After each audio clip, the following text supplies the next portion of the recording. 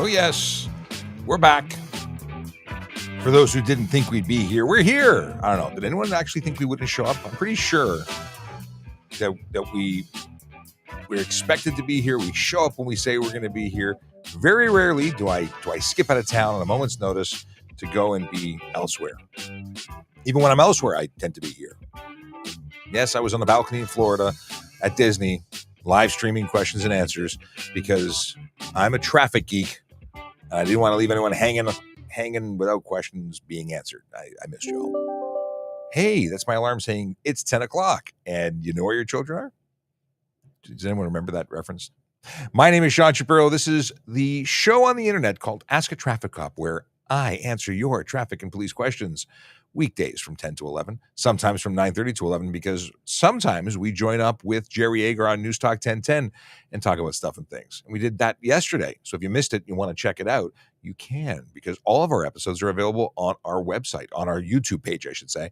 And you can get to that by going up here and using that scatter code or going to trafficcop.ca, where you can get all of the social media stuff. You want to add me on LinkedIn? You can do that there. You want to watch our TikToks? You can do that there. All of our social media. You can even go on and get great information about renewing your license plate, driver's information when you're coming to live in Ontario or travel here. You can also do stuff like, I don't know, check to see if a vehicle you're interested in buying is stolen, or make sure your friend is licensed before you loan them your car. And people always... Oh, my nose is itchy. People are always wondering why that's a thing. Well, if you own a motor vehicle and you lend it to a friend, well, what happens? They drive it usually, but if they're not licensed, even if they showed you a card, because how many people actually say, okay, let me see your license, friend, who I've known for 20 years and totally trust? Yeah, people don't do that. And then what happens is they're held responsible, according to the Highway Traffic Act, for allowing someone who's unlicensed, and the chance that they're not licensed, for driving a motor vehicle on the road. You don't want to be that person. You don't want to be charged. And it just gets messy. So use the website. It's free. It's what rental companies use to verify status of license. You can use the same thing. It's free. Free is good.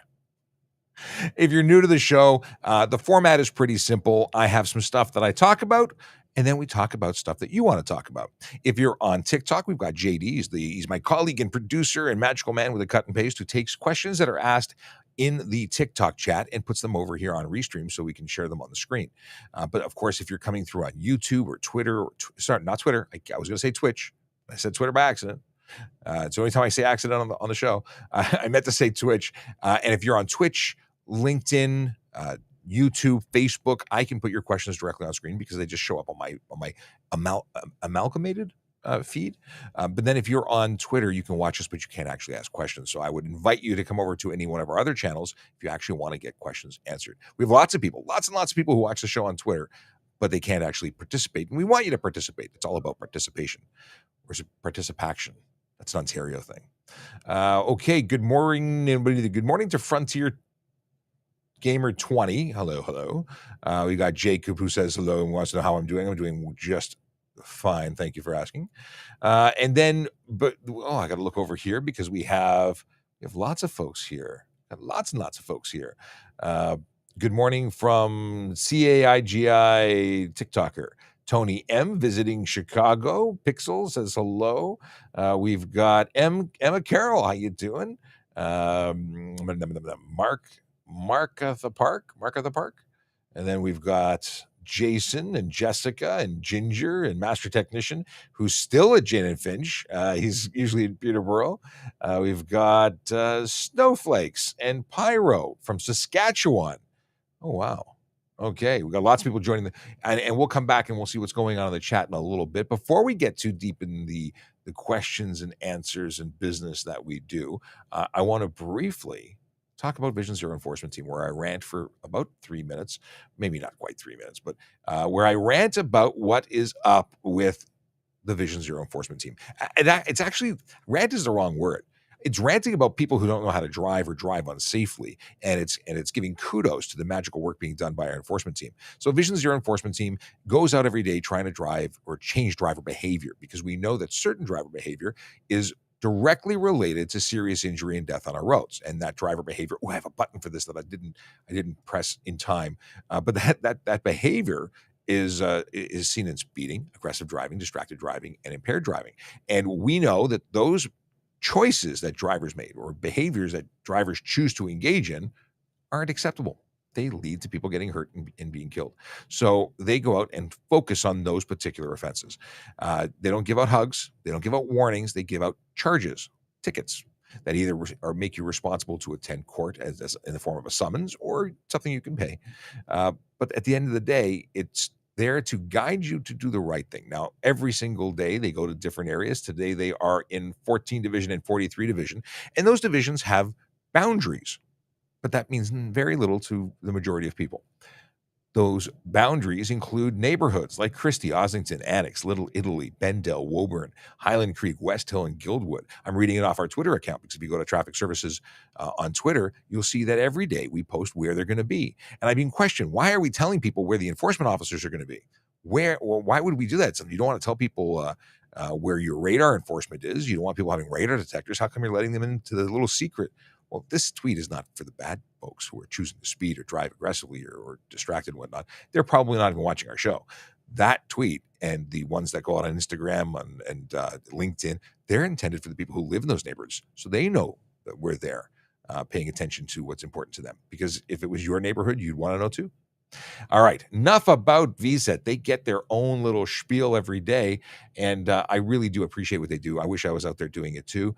I miss going out and enforcing the law. I educate about it here online with you, but the reason I'm not out there is because I can't be out there. I would actually love to be out there enforcing and changing driver behavior. And I've had a number of interesting discussions recently. Martin being a regular viewer. Is he a viewer? He's a we engage on Twitter, and he says he watches the show, but we talk about the differences in language and responsibility. And he's of the opinion that we have to change not so much rules because people don't adhere to rules, but change infrastructure and big sweeping changes, as opposed to actually just holding drivers responsible for what they do. So what do you think? Because he and I do agree on one thing very often, is that we shouldn't have vehicles, or people shouldn't have the ability to break the law when it comes to speeding. Why do we allow vehicles to do 200 kilometers an hour, 305 kilometers an hour? A couple of years ago, we had somebody on the OPP caught somebody on the 401. Why should a vehicle be capable of going that speed? There's no reason for it. It's not lawful. In fact, that would be a criminal charge for dangerous driving, in my opinion. So why do we let vehicles do it? He suggests geofencing, having a way of controlling the maximum speed of a vehicle based on where it physically sits in the world. It's a very interesting concept, and it's being done for smaller mobility or micro mobility devices. Is seen in some jurisdictions where they have rental units for e-kick scooters that are lawful in those neighborhoods. Well, they have speed limits in different areas, and I think it's very interesting. Maybe we should have that on Yonge Street. You shouldn't be able to go over the posted limit. Doesn't matter how hard you press the pedal, it'll go the speed limit. Well, that would make driving very unhappy or make people unhappy who like to speed, but it would make the roads safer. What do you think about that? I'd love to talk about this in amongst the questions as we discuss, but I'd like to have that as a theme today, something that we can keep coming back to. What do you think about controlling the speeds and taking away people's choice to break the law? Because no one's allowed to, so why give them the opportunity to? I really want to hear your thoughts, and I think this will make for some interesting discussion. Okay, and by the way, if you put your discussion, because it's not a convo, but if you can throw your comments in, I'd love to discuss it. All right, let's talk about the first question that came in from Mark the Park. I got a great question. Okay, let's see it. As I was about to hit the button, there we go. How can you claim helmets are for safety, but yet exempt from a certain group? Okay, so this is to what Mark at the Park, I don't know how to read your name. I assumed it was Mark at the Park, but it doesn't actually say that, unless it was a typo, because that could happen. Moving on. The deal is that helmets are for safety. And at the same time, while helmets are for safety, a particular group of people who practice the Sikh faith, applied and said they need an exemption because in order to practice their faith, they can't follow that particular law because you can't put a helmet over a turban. And the courts acknowledged that they were being excluded from an activity of motorcycle riding because of practicing their faith. And how do you do that? So I'm not a lawyer, and my nose is still itchy. And they applied, and the government agreed, or at least decided to, or the courts decided and gave them that right. So just because they're exempt doesn't mean it's not for safety. It means that we're not going to exclude someone because of their faith. And that's the right thing to do, in my opinion, anyway. Many people disagree because they too don't want to wear helmets, and because someone got to do it, well, it's not fair. Well, the same people chirp up and say, how come police get to drive fast and have lights and sirens and carry guns? Well, because we're the police and we have certain authorities and privileges in order to do the job that we do. So we get to do things you don't get to do.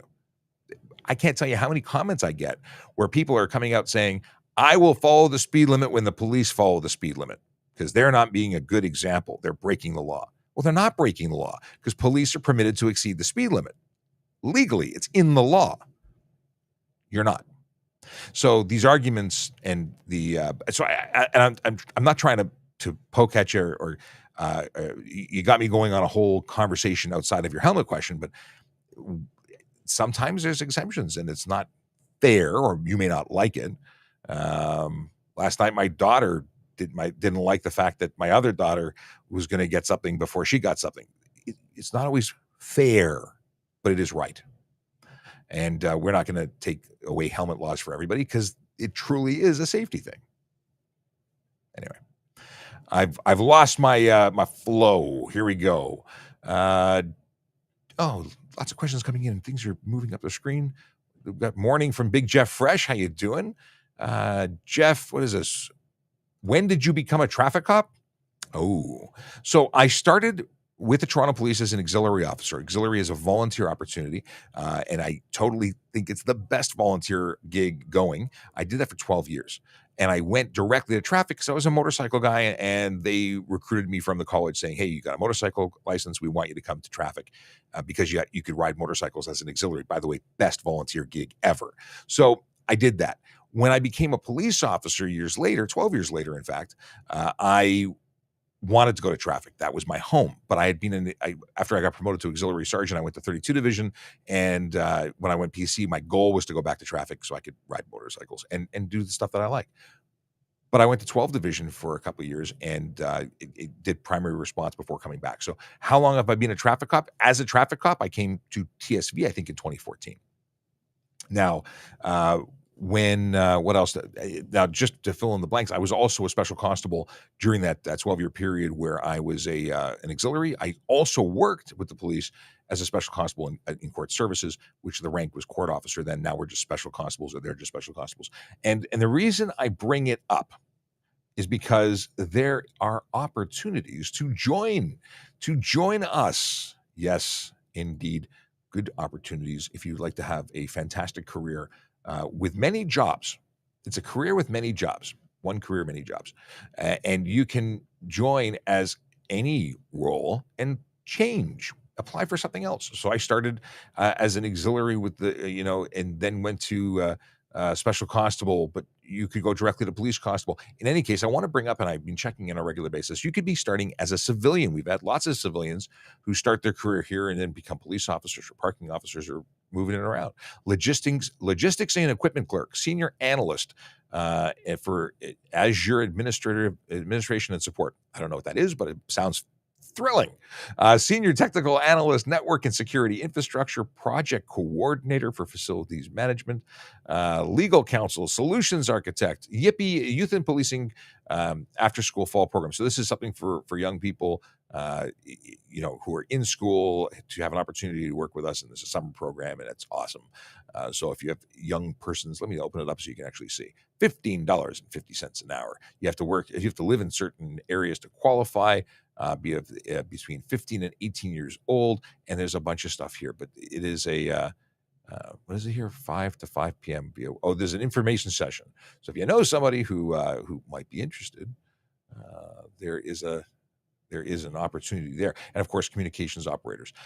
So lots of different things you can do, and to work with a great organization we liked it. We like it here. I like it here. You could like it here too.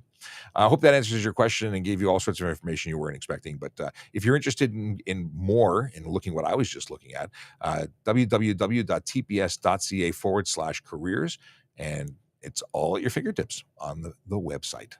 The website on the web of knowledge, the book of knowledge. No, that's Google. Let's see here. Ginger. Question is, my hubby is coming up from the States. Can he drive in Ontario? He does have his G. What do you mean here? Your hubby. So why wouldn't he be able to drive in Ontario? So if he has an Ontario G license, then yes. If he has a license from the United States, then yes. So yes and yes. Unless he's suspended, he's okay to drive here. Basically, you can travel into Canada and drive. We accept American driver's licenses, and most countries around the world are accepted, as long as the vehicle is insured and so on. But it sounds like there's a missing question element that's missing. So if there's something else I don't know about what I'm trying to answer, let me know, because that's what, the more information you give me, the better I can give you an answer, usually. Here's a great question. What's the best thing to do and say when being pulled over for speeding?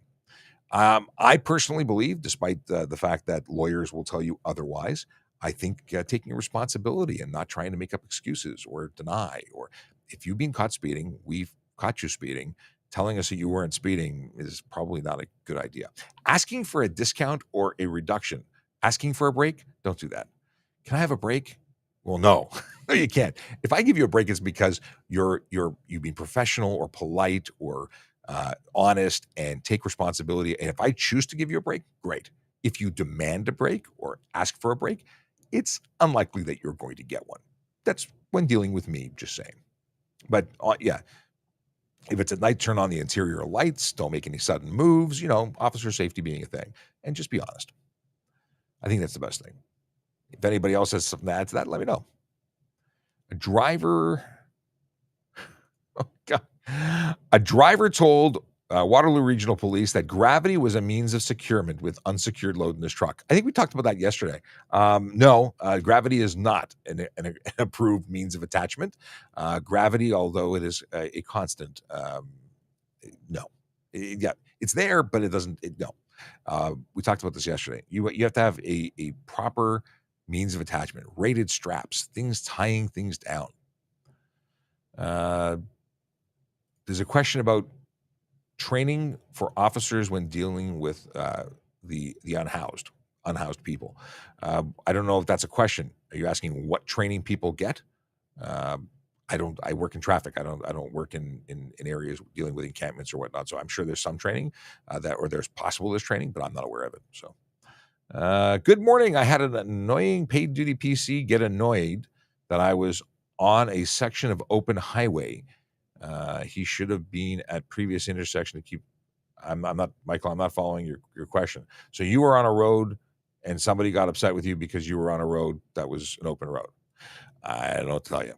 Good morning. Good morning. My wife is watching. Leo wife is my wife and is gracing us with her presence. And tomorrow, I just got news. JD's not around, so maybe she'll help me out with cutting and pasting and doing this stuff. She's really good at it. If it works out, no pressure.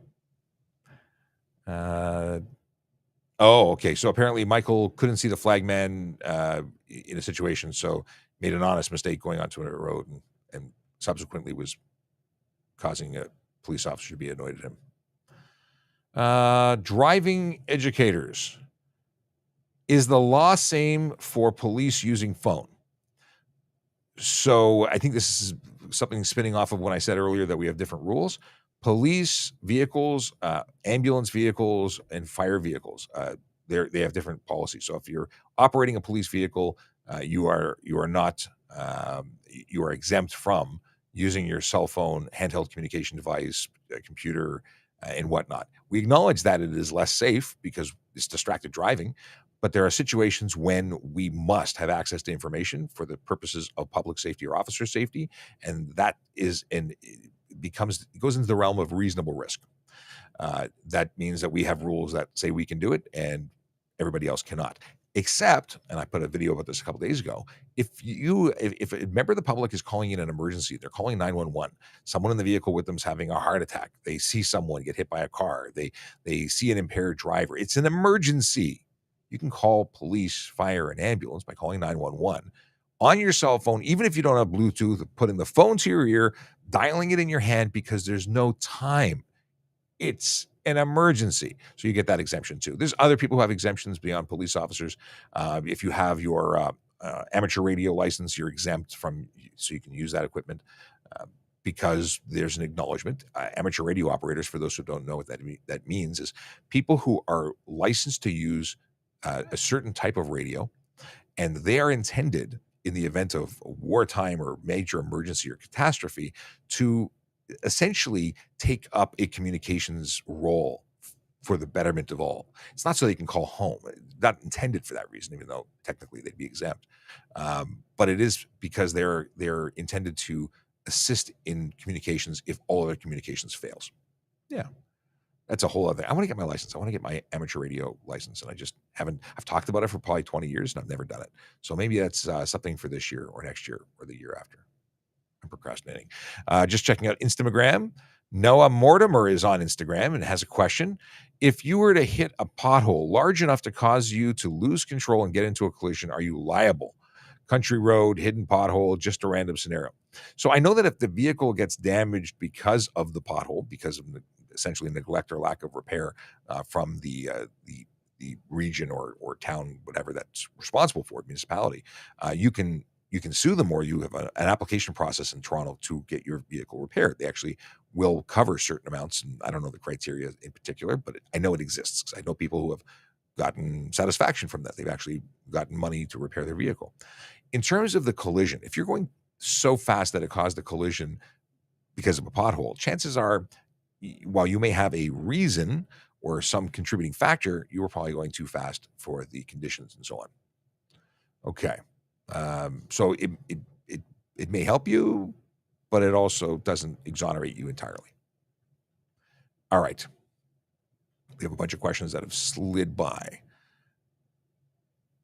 I feel it would make, what is this? I don't know what we have here. Oh, this isn't question. Okay. So Chase is having, earlier in the show, I asked about what people think or thought about the idea of limiting vehicles to the speed limit. So they could not speed. They couldn't go to those excessive speed limits. So Chase says, I feel it would make it even more, make an even more dangerous environment, as there would be older model cars that are not speed limited going way faster than people going the speed limit on Yonge Street. Well, what if those, and just to counter, if they made this law, maybe they'd make it for all vehicles. So even limited or even classic cars would have to have a device installed to regulate. Maybe that would make it that no older cars could go on the road. I don't know. We're just chatting about this. Obviously, it's not a reality, but let's say we could address that. Maybe there was a way to address that. Would it be okay then? I know that people like to go fast, and maybe the situation would be that when you go to a track, you could hit the go fast button and punch in a code or get authorization from flight control or whatever the case may be.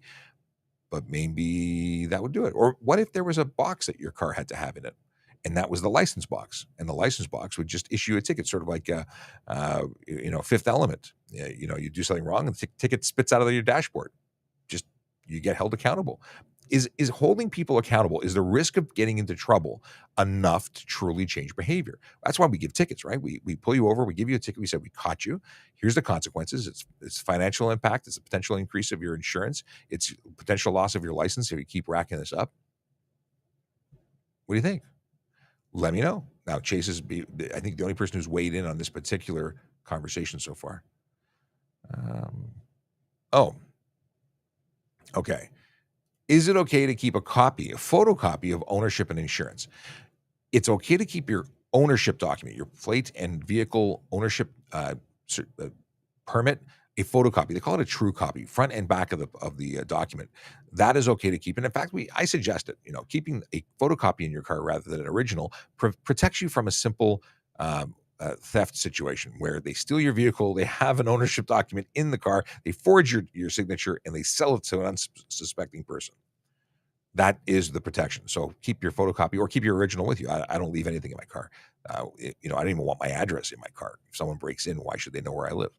So that's a thing. Now, in terms of ownership, you must have an original document, or if you have a 30-day permit, I guess a laser copy is fine. If you're talking about insurance, you can also show proof of insurance through an authorized app. So if your service provider, your insurance broker, or insurance provider provides an application that allows you to show a copy, not a picture of, but an actual digital version of it, then you're okay with that. Oh, what happens if you keep a fish without a license? I want to know what the answer is. I'm hoping it's a dad joke because otherwise I don't know what you're talking about. Keep a fish, like a goldfish, like a pet? What are we talking about? How much is the ticket for crossing over the solid line? You know what? I got to look this up. And the reason I have to look it up is because I've had various discussions. I thought at one point it was a high occupancy. Let's see if I can find it there. Improper use of high occupancy vehicle lane is $110 and 3 points. That's if you're in it and you're not supposed to be in it. Crossing the line, I think, is going to be disobeyed sign, which is also, I believe, $110. Yeah. No, I think it's $110 from what I can see. Disobey sign. $110. I don't think there's anything else. There might be a charge that I'm not aware of, but that's where I'm at. But at the end of the day, don't do it. That's the only. It's not the lines that are against the law to cross. It's the sign that says you can't cross the lines that you'd be disobeying. That's why it's a sign charge. Is it illegal to split lanes on a motorcycle in Ontario? We've been talking about this more and more because it's motorcycle season. Motorcycles are back. Vroom, vroom. Yes. Wait. Is that my motorcycle sound now? I've updated the soundboard.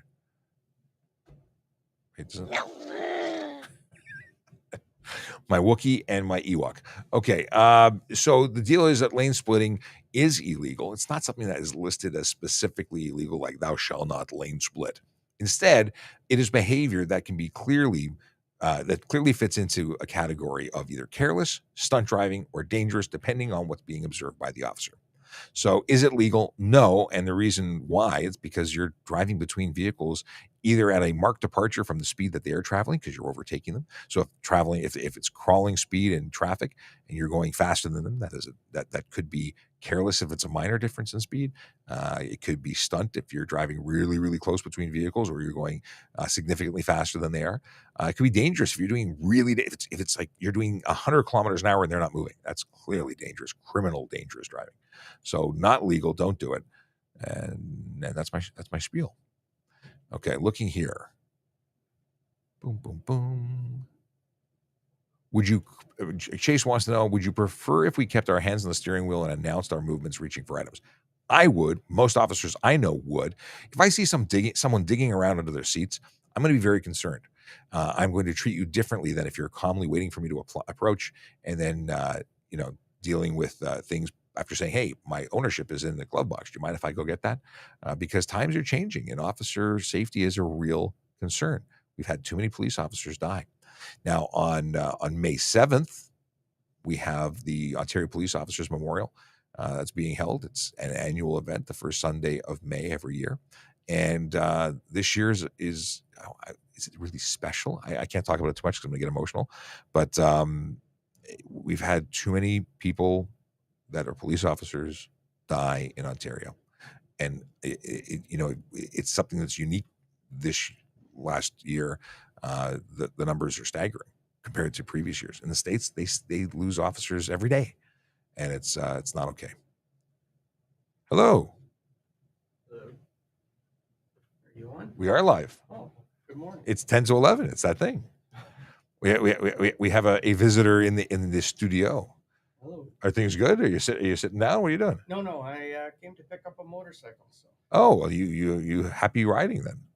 Thank you. We're talking about stuff. I started talking about the police memorial and I went off track, but we're talking about traffic stuff. I'll be back. Okay, come back whenever you like. We talked about this already. That was YYZ traffic cop. Let's see here. So Chase says that if we, and this has become a conversation with Chase because nobody else is weighing in yet about governing vehicles to limit their speed to a maximum of the speed limit. But I'm really curious what you think. I'm sure not many people like the idea. Okay. So if a vehicle was governed, it could be very easily removed. I'm familiar with the technology. Well, I am too. But maybe there's new technology. Maybe there's a way of doing it that you couldn't remove it. So I'm saying in a perfect world, not whether or not you could get around it. I mean, we're looking at e-bikes. People can remove one wire, and an e-bike goes from being an e-bike and is miraculously reverted to a motor vehicle, a motorcycle, no less. And I was watching a video yesterday. Yesterday, I found it was an emo-looking. It looks like a race bike, and it's capable of 80 kilometers an hour. And the dealerships are teaching people how to unplug them. They go, well, it's not legal for road use. Well, yeah, but what do you think people are doing when you give them that information? One wire, and the sticker says, please don't remove. Not okay. Now, yeah, we can hold people accountable. And I think for the most part, holding people accountable works. Not everybody agrees. And I don't have a problem with people. I don't have a problem with the concept of limiting it so people make better decisions because they don't have decisions to make. Like if I take the option to speed away from you, you really can't speed. And if you do it, maybe if you're found to be violating it, maybe jail, maybe car gets crushed. Like what at what point do we need lasers from the sky to disable vehicles before people start doing what's safe and what's right by following the law? I don't know. And I'm obviously not suggesting that we should have lasers or missiles or anything like that. I'm of course going over the top with that suggestion, but it's a discussion. It's a place to start the discussion. Agent P says, why not harsher punishments? Tickets based on income. Some countries do that. There have been speeding tickets, and I forgot where it was, but I read the article way back when Scott Marshall, the safe driver, posted it, and it was a charge, and it was like a CEO of a company, very wealthy person, and their ticket for speeding was like $200,000 because they make tons of money, and their fine was based on their income because that's a lot of money for them. But if you make $50,000 or $30,000, the fine would obviously not be that money. It would be a percentage of what you have, which would still be significant to you. And many people say that our tickets, our fines, our system for enforcement doesn't fairly treat people who can't afford it because, well, the rich just pay the ticket and keep the behavior that they're doing. Some people go to nightclubs, they just park in front wherever. Oh, big deal, I got a $50 ticket. They do it anyway. So that's the argument, that if you make a lot of money, you won't feel the impact. But if you don't have a lot of money, my argument is if you don't want to pay, don't break the law. I do like the idea, though, of more expensive fines for people who can afford more. I will also say that if you don't have money and you go to court and say, I can't afford this, they'll give you a payment plan or have the ability to reduce the fine so that you can. The thing they want you to do is to take responsibility and change your behavior. And when people make the argument saying this is just a money grab, no, it's not. It really isn't. And the people who say that have no idea what they're talking about because the entire system is there to help you be safer. We want to change your behavior at the education side. We want to change your behavior once you get the ticket. You have that nasty feeling. I'll tell you, when I got tickets as a kid, I changed my behavior. I got a couple of low-speed speeding tickets and a stop sign. Didn't happen after that. It took me more than the average bear, 2 or 3, but and that was like a brand new driver. The stop sign, I got to say, I had no idea it existed. I didn't see it, but I was a new driver. I was probably focused on something that I shouldn't be focused on. And don't say cell phones because they didn't exist when I was a kid, because I'm that old. At least they didn't exist for me when I was a kid. That was later in life that cell phones became accessible. Yes, I had a rotary phone when I grew up, mounted to a wall. I had an antenna that you extended on your cordless phone when that, marvel of technology was introduced. Just saying. All right, let's look for different stuff to talk about. More questions here. And if you have questions, and just since we're at half past the hour, or just 33 minutes, I will reintroduce myself. Do I press this button? I love that we have our old sound effects. Hey, I was just going to reset the room, but if you want to join, I'll reset the room and include you in the reset. Oh, cool. Sergeant Murray Campbell joining us. And of course, my name is Sean Shapiro. I'm a police officer with the Toronto Police Service. I work at Traffic Services, which is a citywide unit that handles traffic investigations and enforcement. We do all that safety stuff and investigations when the safety stuff goes awry or when people make poor decisions. A couple of things to bring you up to speed of what we've been talking about this show is I brought up the concept that Martin on Twitter suggested, and I think it's interesting. What if we took away people's ability to speed? New vehicles were governed. They were geofenced. You couldn't go faster than the posted speed limit. And if you did, you'd be held responsible. If you modified it, you'd be held responsible. It's something that's not being talked about. At least I don't think it's being talked about in any serious way. But it's interesting for the purposes of conversation. If we can't speed, and it changed automatically based on the location you were at, similar to how some e-kick scooter rental companies do it. On streets, they're allowed a certain speed. In parks, they're limited to a different speed because the computers control the maximum output. Sounds to me like a feature that autonomous vehicles could take on. Sounds to me that this could be the future. It could be. And that's an interesting concept. You brought up autonomous vehicles. I've got a meeting about them tomorrow. I've been seeing articles in the States where autonomous vehicles are causing havoc. They're slowing traffic. They're responding in strange ways to vehicles, to police. There was a TikTok that's going around, and it was nobody's in. It's totally autonomous. Nobody's in the driver's seat, and there's a police officer on a motorcycle who's directing traffic, and the car is not listening. And the people who are filming going, "We can't control it. It's autonomous. There is no drive." There's a lot of weird things. It's just not perfect technology yet. So what if every vehicle became autonomous and you wouldn't need police officers out there directing traffic, would you? This is true. Because collisions should technically never happen, and they would be able to respond automatically to those. Because it would be I just need a remote control. We need like that off switch. Right now, as the transformation into autonomous mode starts to occur, we still need the ability to shut them down because this looks very, very awkward. Yeah, just like the TikTok video of the guy that was stuck inside his Tesla that was actually on fire. Oh, yeah. And could not get out because he couldn't figure out that there was a safety feature to manually override the door. So, yeah, there was a power failure in the system somehow. He couldn't get out because obviously it's on fire. There was a problem with the ECU. But there is, and he should have known, being an owner of a Tesla, that there is a manual override. And he ended up being either extracted or smashing the window and getting out because I remember seeing that. And had he only been trained on how to use that car, he could have gotten out a lot easier, a lot faster. You know what? A stressful situation if your car's on fire and you're experiencing what could potentially be a death. People don't always think clearly. So. True. That is a very good point.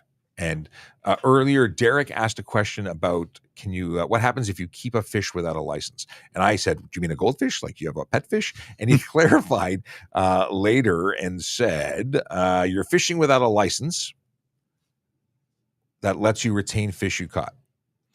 So if you're in breach of the Fish and Game Act, the game wardens especially have incredible powers of search and seizure. They can enter your home. They can search for where they believe, based on belief, and they can seize all offense-related property, which could be fishing rod, the car you drove there in, your motorcycle, your bicycle, everything related to the offense. Not something you would want to experience. I don't think. It sounds like a bad idea, like to break those laws. But how come we don't? They can take you. You steal a fish without a license. They can take everything you drove there with. You speed. We don't crush your car. Maybe we should get car crushing authority. They have hoon laws in Australia. They crush your car if you're stunt driving. It's not this. Here's a ticket and get it back. They destroy your car and that's it. Goodbye. It's an interesting way to go. You know what? You would learn very quickly. Yes. And Big Jeff Fresh wants us to learn, to remember to talk about the Harley raffle. Thank you for the reminder. I had not spoken about the raffle. This is a raffle that supports the Special Olympics Ontario, an amazing group of people that do amazing things with amazing people. Yeah, it's a lot of amazingness. 1 ticket for $20, 3 for $50, 8 for $100. There's 7,000 tickets available. I don't know how many are sold, but you should get them before they're sold out. And it significantly adds chance to win. Because if you don't buy, you can't. Well, that's true. Now, being such a great cause, supporting Special Olympics is a fantastic thing, and donating the money to them, I just don't know if it's worth it because I'm planning on winning it. Well, I've planned on winning it several years in a row, and it's never worked out for me. So as have I. But this year for sure. this is definitely the year. Let's see here. Good morning, people. Welcome to the best show on Twitch. Well, you are far too kind, the Grinch. I really appreciate it. But tell everybody else. What is it called when you there's things you can do and you can bring people over. I don't know how to use Twitch properly. I am a rookie on Twitch, and I am even less of a rookie. or more of a rookie. More of a rookie? Yeah, because you don't even. Have you been on Twitch? I have not. That's definitely more rookie. But Twitch is interesting. It's primarily a gaming platform. I think it's owned by Amazon. It is owned by Amazon, and they've really started bringing on other types of content. So I really appreciate the props. Thanks for being here from there. Yes, we do see occasionally people from, definitely not the largest percentage of our viewership, but we appreciate you. So thank you. Okay, we have a statement here. Brenda says you have 7 days to change the address on your license once you move. What about students who go away to university or someone on a long-term work contract that has them residing outside of their primary usual residence for several months to years at a time? Well, Brenda, I appreciate the question. This is fantastic. In Ontario, students or people who are moving for a period of time, your residence is now changed. Temporarily or not, you now live here. And as such, you have to change your address after 60 days in the province once you become a resident, because you are a resident even when you're a student. And for vehicles, if you're bringing a vehicle with you, you have 30 days to change and register the vehicle once you've moved. But changing your address specifically, you only have 6 days to do that. Yes. Not 7. That's true. And it is where you are living, even temporarily. So it doesn't cost anything, but there are good reasons for it. That's our primary source to go to should there be an emergency and we need to notify you of something. You know what? Something happens to a family member, we'd like to be able to find you. Even if you're a student at university, whatever jurisdiction they're in, that's our primary way of tracking you down because you have reported it to the ministry like you are required to do. Well, let's take it, for instance, I had someone reach out to me last couple of days who said they're concerned for a friend. They haven't been able to reach them for a while. Could police do a wellness check? Could they go knock on the door? Well, where do you think we're going to knock? We're going to knock where your license says. And if you haven't updated it, where will we find you? How will we know? Where will we start the search? It'll increase time that could change the difference between good news and bad news when we find you. Yeah, it's not the only place we'll look, but it is the primary place we go to. Certainly. We do operate on clues as well. But different provinces hold different rules. In Quebec, if you're a student visiting, you aren't required to apply as a resident. But again, know the rules for where you are going to be. Everything we just spoke about, aside from the safety elements of what's a good idea, is specific to Ontario. Here's a question from it's a conversation about our concept of limiting vehicle speed. What about having to speed up to avoid a collision like highway driving to move out of the way? Would preventing you from accelerating, I'm assuming this is a question, not just on its own. So break the law to avoid slowing down is generally the better option than speeding getting up. Out of the way. Yeah, slowing down is still getting out of the way. Changing lanes, signaling, safety, looking far ahead, being able to plan ahead. Generally, things don't happen right in front of you in the moment. That acceleration would help. If it's happening right in front of you, accelerating will just make it happen faster, usually. Right. If a car is speeding behind you and too close behind you, what are you going to continue to speed up and speed up and speed up? But that's till they're no longer behind you? No, you're going to get out of the way. Yeah. The excuse is, well, they're tailgating me, so I have to speed because otherwise they'll get upset with me. Well, we're not worried about feelings. We're worried about safety. And, staying to the right is a really good way to go because then the angry person who's breaking the law can pass you and choose to do what they do, governing themselves by their own morals. And you stay safely to the right. Yeah, and maybe we can help govern them as well because we'll catch them in the left lane. I do like that. Speeding. I do like that. I like having one place to aim my laser and pay attention to. Having to look at all those lanes is just a lot of work. That's an Ewok. Okay. Well, that one, That one I do know. Okay. Should be given their own. Interesting. So Chase thinks that autonomous vehicles to work properly should be given their own special lanes. That's a long. Actually, if you think about this, the HOV lanes could one day become autonomous lanes because eventually there'll be so many E-enabled vehicles or EVs that they won't need special lanes to incentivize their use. all vehicles will be. So the green plate could eventually be converted to a plate only for autonomous. I like it. Because the whole idea, because if you take your green plate off and get a blue plate, you are no longer eligible to use the lane for green plates, because it's not the source of energy that allows you to be in the green or the HOV lane. It's the plate, and qualifying for the plate is something that could change. Right now, it's hydrogen vehicles, it's plug-in hybrids, and pure electric vehicles. But that could change as technology changes. Richard says, good morning, by the way. Good morning. Let's see here. Billy Wang wants to know what's the best and worst thing about working as a parking officer. Sadly, neither of us can give you either of those, I think. I've never worked as a parking enforcement officer. No, neither have I. I applied earlier when I was working part-time as a court officer. I did too. And I didn't get the opportunity to take it because I became a police officer instead. The best thing I can imagine about working as a parking officer would be keeping the city moving, keeping everybody getting to where they're going on time. The worst thing is angry people. They tend to get a lot of hate. Yeah, they do. I think they get more hate than we do. Yes, because it's seen as a victimless crime, and people don't realize how it is for people to adhere to the rules that govern the roads. And parking is one of those. It's so people can get to where they have to go safely. So trucks and transit and everybody can get to things in a reasonable amount of time, including. So I see a question. I want to just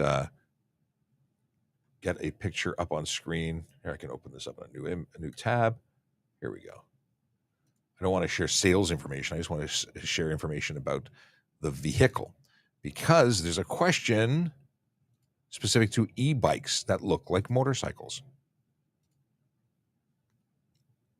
So let me find the question again. So Alyssa wants to know. That's not the right one.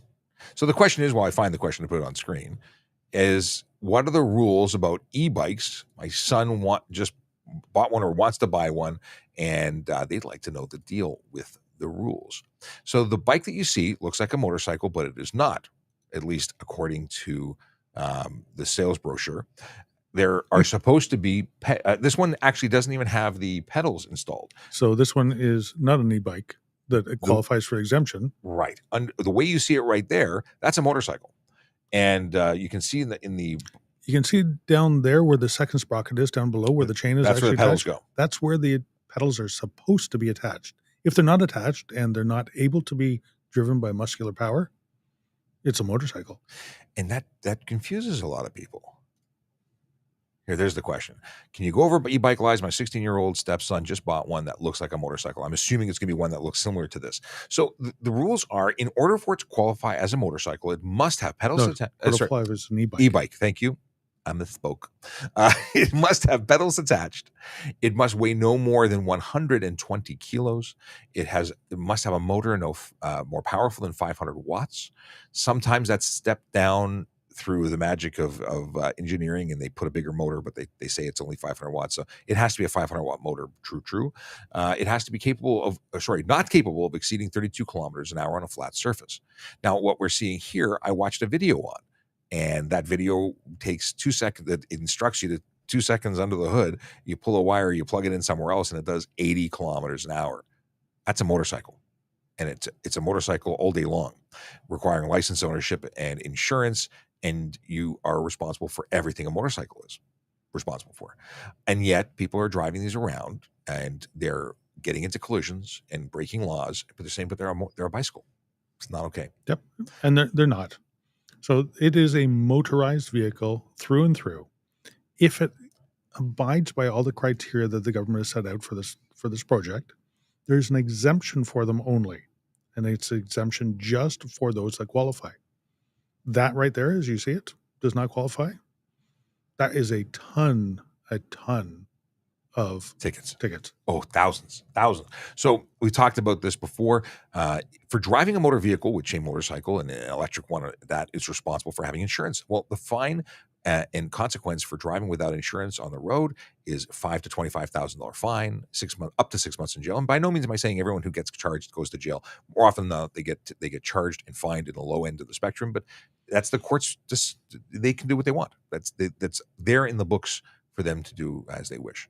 And there's also other offenses that carry huge costs. So yeah, driving without a license, if you're not a motorcycle person, you're looking at a few $100s, $300 possibly. If you are driving this and it doesn't meet the requirements for safety, proper braking, this looks like it's got reasonable brakes, but that doesn't mean it does actually have Right. It actually has to be certified to be operating as a motorcycle. So unsafe. And if motor it doesn't, right away it's an unsafe motor vehicle. And proper tires and proper horn and proper brakes and proper, you name it, it would just keep happening. Now, we do have electric motorcycles. Mhm. There are major manufacturers that have produced and are on the road right now electric motorcycles. And they can go pretty fast. And they accelerate at just a blistering rate. I have not had the opportunity to try one. Neither have I Well, I sat on one. It was tiny. I got off of it. well, Harley Davidson makes one. I haven't sat on that one, but there was one that And was kind of dirt I would bikey. really like to try it. But yeah, if Harley Davidson's manufacturing a motorcycle that is pure electric powered, and they're certifying it for the road use, what's the difference between that one other than it's just not certified? And probably a heck of a lot cheaper. This is about $3,000. Three and a half, something like that. And am I a fan of e-bikes? 100%.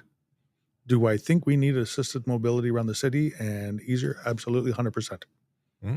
But it has to be done within the confines of what's safe, what's ruled. Now, even if this is qualifying as an e-bike, it's limited. It cannot go on cycle tracks or cycle lanes in the city of Toronto.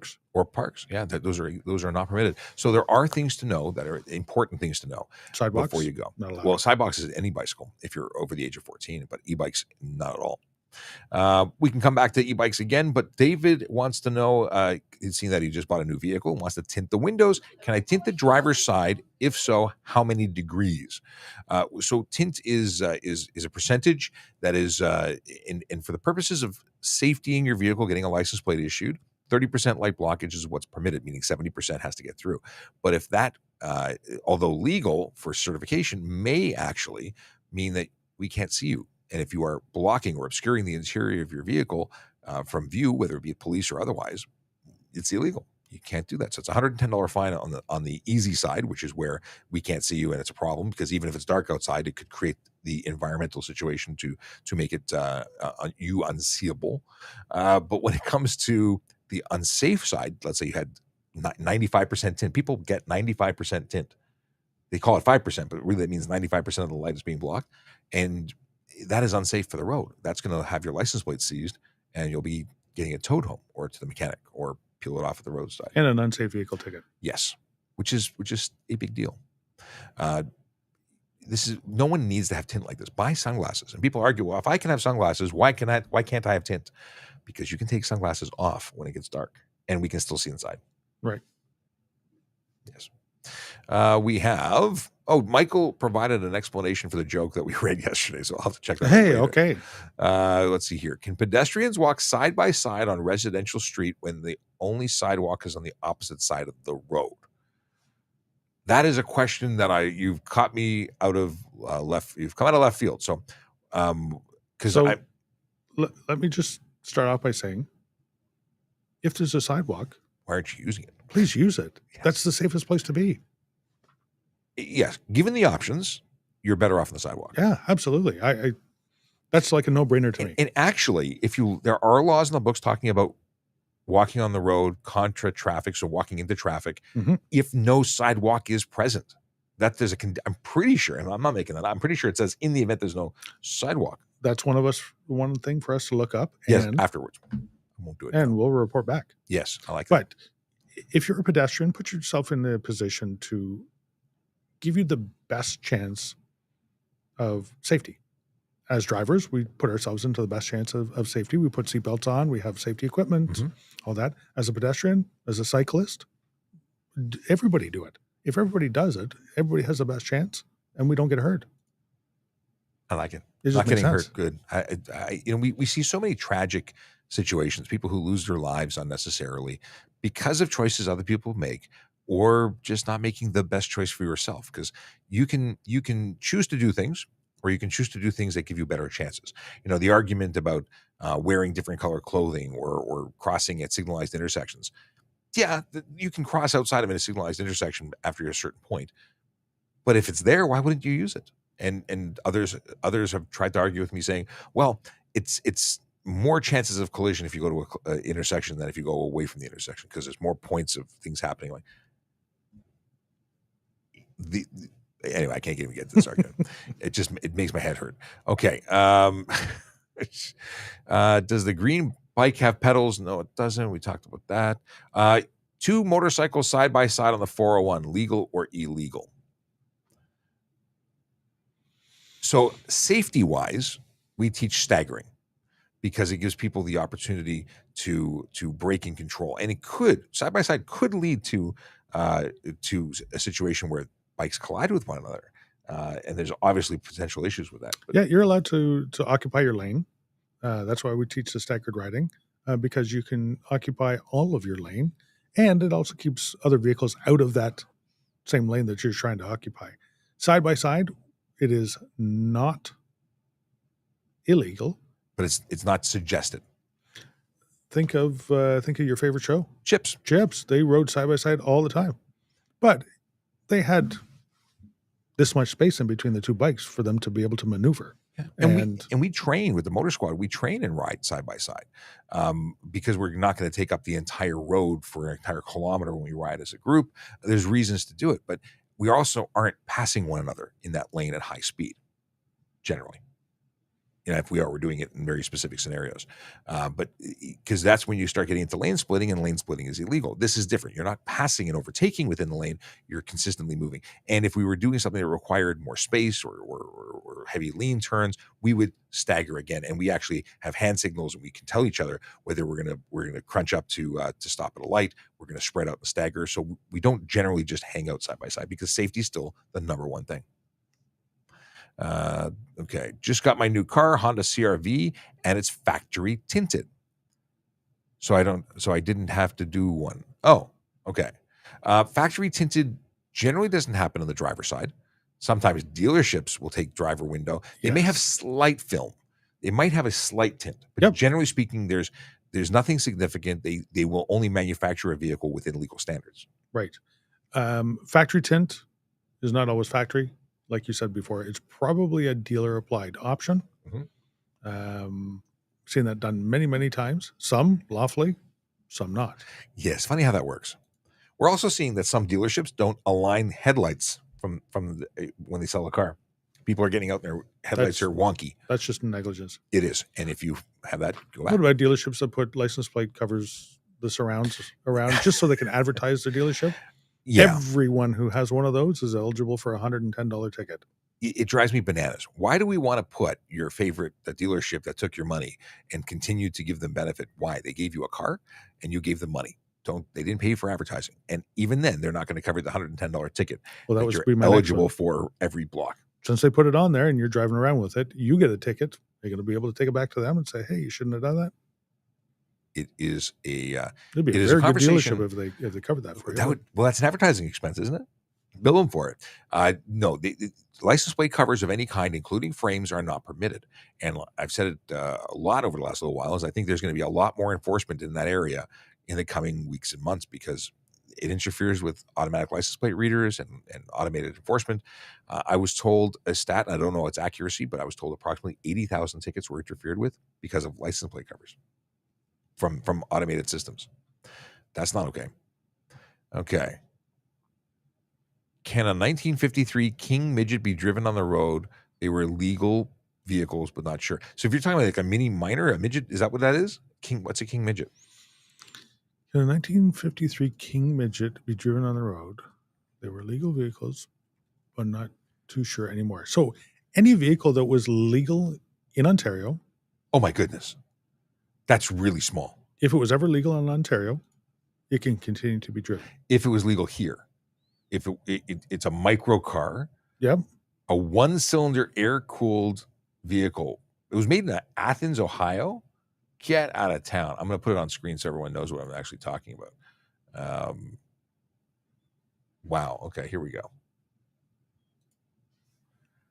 This is itty bitty. I'm going to say if it was compliant, If it was ever licensed for the road, then I don't want high savings. Then it would if it was once licensed for the road, it's still licensable for the road as a classic car. There's lots of vehicles that I wouldn't want to ride in that were legal and would still be legal. just remember though, if you were trying to change ownership over, it has to go through the safety standards procedure again. And whatever the safety standards was at the time of manufacture is what would apply. Yes. Okay, question is, I have an impaired driving conviction and I drive with interlock. Are TPS allowed to pull me over? Yes. Oh yes. Yes. The whole idea is to ensure that your interlock is interlocking. And if you're in a vehicle that doesn't have interlock, then we're going to seize that car. Yeah. I have seized many cars. I had somebody who took his vehicle in for service and had a loaner from the dealership. Bye-bye to car. That was not a good day for him. If you have an interlock, you must follow the guidelines, and of course, we're there to inspect. Whether you have an impaired driving conviction or not, we have the ability to pull you over to check for, first of all, your license status, or your sobriety, or your insurance, or the safety of your car, or a bunch of other things. There you go. So, sure. So the follow up to that question was, even if I didn't have any infractions. So yes, as the sergeant said, we can check to see anyone's status, and if we run your plate, and automatic license plate readers will return if the registered owner has an interlock, that's a really good situation to double check on. So totally okay.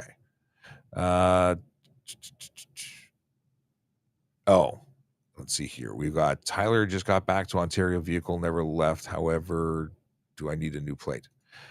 This is a question where hubby was living out of the province, has come back from the United States. The vehicle is still registered to you. If it's still licensed, and it's still good to go. You don't need new plates if there's plates on it.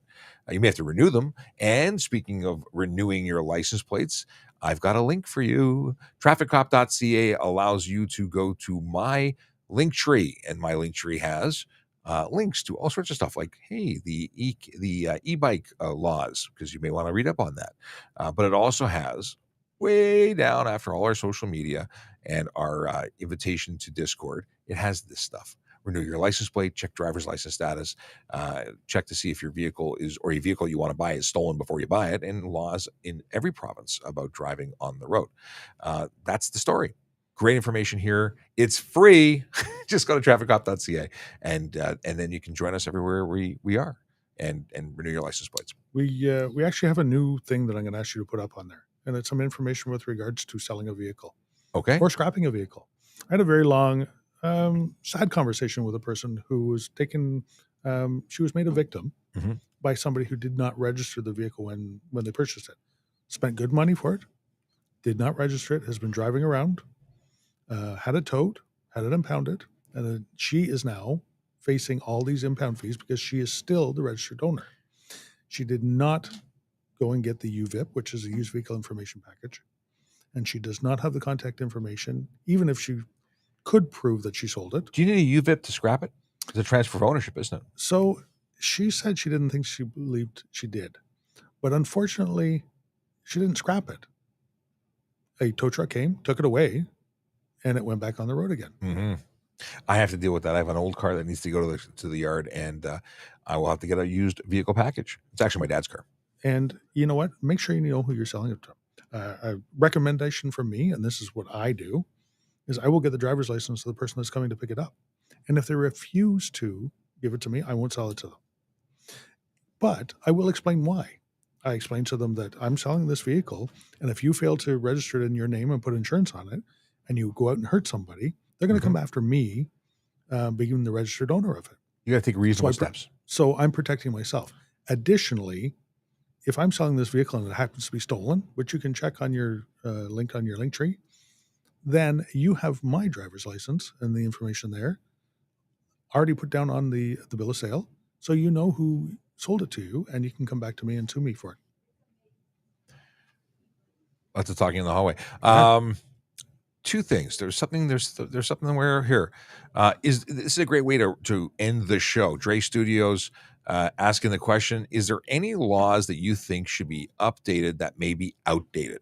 There's lots. So many, because the Yeah. laws, they've not kept up with technology. We've got new products and new devices. Look at Segways, one wheels, e-bikes, e-kick scooters. They're slow to roll. We've had these things available for purchase for years and years, but there's not adequate laws, and a lot of the laws leave room for interpretation, both good and bad. People bend the interpretation to their will. We bend it the other way, or not really bend it, but we interpret it differently than someone who wants to get away with something. And I think that updating these things to make them ironclad is a good thing. I think that there's a lot of laws that should be changed and updated, and things even as simple as e-bikes. Look at the abuse we have with e-bikes that have effectively taken a motorcycle, stuck on pedals onto it, and now they've turned it into a vehicle that is not requiring license and ownership. And it's an abuse, but they're working within the rules. Well, the rules need to be updated to close those holes. Yeah. And the rules are there to protect, to allow and to protect, to allow you to explore new modes of transportation, new ways of doing it, but to keep the reins on it enough that it's safe for everybody. Yeah, So, it's yeah, not- there's a lot of things. There's some laws I'd like to bring back. yeah. Fail to drive in Mark Lane is one of them. There's I a would good one. love to have that one back. Our only option with that one is to raise it up to the next level of a careless driving Or an unsafe move, apparently. Unsafe move. Yep. I'd love to bring that one back because there are times when it's appropriate. And I wonder why it was taken away. Maybe it was overused, or it was a catch-all, or Maybe it was underused. That's also possible. Brad I said the last one was going to be the last question, but this is the last question. I've seen different I places. don't think it's going to be the last. You don't think so? It's possible. We've only gone 5 minutes over. I've seen different places in Ontario give different advice on signaling, signals and roundabouts. Do we signal? Do we not? We just did a little a session, something called Turf Tips. That's the Traffic Injury Research Foundation, together with Toronto Police, doing turf tips. And we talked about roundabouts. It's episode 3. We had some slight technical issues with my guest's internet, but the information is there, along with links to their infographic. The deal is that you don't signal entering, you do signal exiting. The reason you don't signal entering is because you're following the path of the road, and then you need to give everybody else a notification as to what you're doing when you're leaving. Why? Because cars entering, or vehicles entering the roundabout in other areas, are not psychic, at least not most of them, and they need to know if they're yielding to you, or they have to yield to you. So they need that little bit of a hint to know what to do next. And I will tell you, I've never seen anybody signal other than myself, because I'm doing it. But I've never seen another vehicle signal their intentions in a roundabout. Well, I've never driven behind you in a roundabout, apparently. There you go. I love roundabouts. I absolutely love roundabouts. They protect everybody. They keep traffic flowing. They stop the people disobeying stop signs and disobeying traffic signals. Over in Europe and in Britain, a roundabout could be as simple as a white dot painted in the middle of an intersection. Really? A white dot, and people still will go around it and treat it like a roundabout. It's a fantastic idea that I think should be more used here. Unfortunately, it takes up a little more space, and we are a society that have not been used to it, and it's going to take a little bit for us to understand them and get them, and do it properly. When you're in a roundabout, the person in the roundabout already entered the roundabout, has the right of way. And if, depending on how many lanes are in the roundabout, if you are changing lanes or exiting, you have to signal that you're maneuver. If you are entering, you have to yield to cars that are already in the roundabout. I have to say that I love them, except I don't like the fact that so many people don't know what they're doing with them. They don't signal their intention. They don't yield. I'm playing chicken half the time I enter one in the neighborhoods that I frequent. And that's, I've won the chicken game, because I eventually they figure out they have to slow down, but people generally don't yield to the people inside that I've seen. Yep. Or maybe it's just me. They're out to get me. But there's some great stuff that this infographic, which is available at turf.ca under the Insights tab. They talk about only enter when it's safe to do so. Observe the lane signs and choose the correct entry lane. Now, I've never been in a multi-lane roundabout that I'm aware of. Signal when exiting the roundabout. As a cyclist, follow the rules and or dismount and use the marked crosswalk. As a pedestrian, use the marked crosswalk. They're really big on saying don't cross. I know I'm pointing at the screen and no one can really see what I'm doing here. Don't cross through the middle. They say that the 20 kilometers an hour is the suggested speed they're suggesting. But one of the reasons they say it's safer is because you have to navigate and control your speed to safely navigate the roundabout. Let's see. Don't stop in a roundabout. Never pull over to the side of a roundabout. Even for police and vehicles, we want you to exit the roundabout and get out of our way. Yeah. Don't stop in the middle of it. That is not good. Okay. To vehicles, the yield. There's go check it out. They write stuff and things about stuff and things, and they're a great source for all sorts of safety information. John, I was in Scotland this summer. I actually saw a multi-lane roundabout that was attached to another multi-lane roundabout, and those two multi-lane roundabouts were connected to two other multi-lane roundabouts by the use of a traffic signal. It's weird. Yep, it was confusing. And people over there, they get it. They understand it, and it works well. They grew up in it. It's the change that people are like in Toronto. I don't think roundabouts are in the city of Toronto, or at least not many of them. I can't think of any one in the city of Toronto. And I grew up in Toronto, so everything is Toronto to me. But you go outside of Toronto, like Chase's and Waterloo Regional Police's jurisdiction, and sees them all over the place and is totally used to them. So it's interesting. Yeah, I see more and more of them outside within the GTA, but outside the metropolitan areas. I have a surprise. Love them. I have two things. We have to do a dad joke or two, but I have a surprise in that it sort of comes with the Wookiee sound effect. As I updated the soundboard, so the traffic song is back. All right, and I don't have to wait 30 seconds for it to or more to load my my player. I don't understand what was going on. My PC's player was not good. I like this traffic song too. What do you call a happy cowboy? A jolly rancher. A jolly rancher. I thought that was pretty good. That was for Wednesday. I'm behind the game here. Okay. There's a fine line between hyphenated words. Okay. Hit whatever one it is, because that was worth it. That was good. Yeah, I really like that.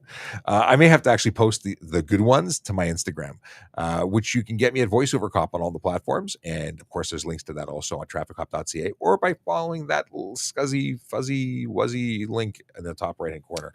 I got one from Belinda yesterday. Belinda's our commander secretary here. She has a fantastic collection of dad jokes.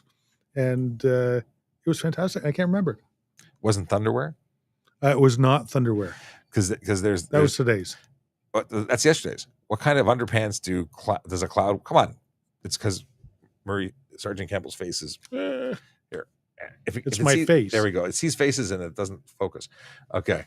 What kind of underpants does a cloud wear? Thunderpants. I thank you for coming to spend time with us. It has been a magical Thursday. We are done. And other things need to happen now that we're done this. We do something else. I have a video. Things. Yeah, I've got to do some voiceover. The voiceover cop has to do some voiceover work for a training video, and then I have to do some secret stuff. The secret stuff I can't talk about. It's a secret. Ooh, do I know about it? Yeah, I mentioned it to you yesterday. Oh, it involves reading. Oh, but homework. Oh, why didn't it start at the beginning? I have to reset it.